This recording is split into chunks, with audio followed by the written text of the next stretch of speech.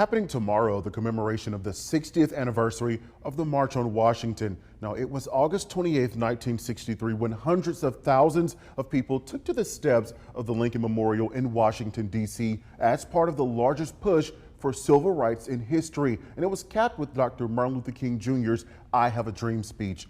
Tonight, WVTM 13's Chip Scarborough is live at the 16th Street Baptist Church for us. And Chip, tragedy struck there just 2 weeks after the March on Washington.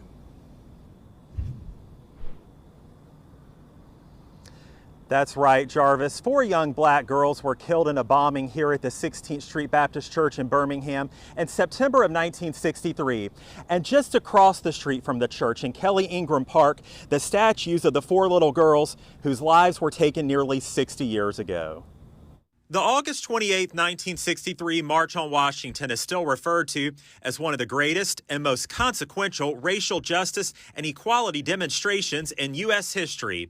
As many as 250,000 people gathered at the time. The significance of the March on Washington is the apex of the civil rights movement of the 50s and 60s, when Dr. King and the Big Six joined together at the Lincoln Memorial in Washington, D.C. The late Congressman John Lewis was part of the Big Six.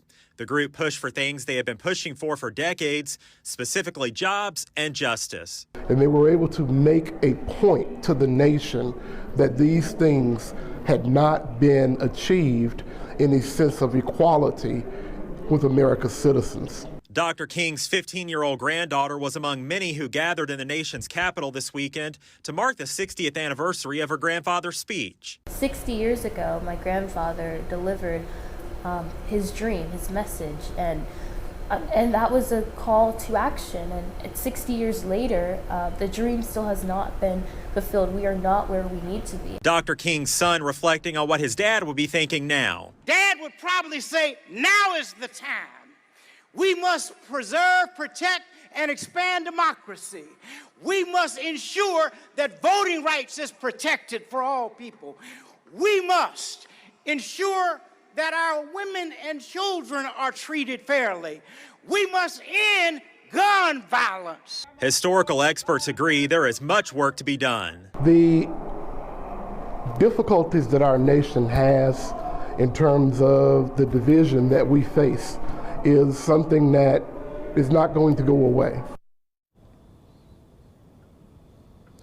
And back out here live now. In just a couple of weeks, on September 15th, Supreme Court Justice Ketanji Brown Jackson will speak at an event here at the historic 16th Street Baptist Church in Birmingham to mark the 60th anniversary of the church bombing.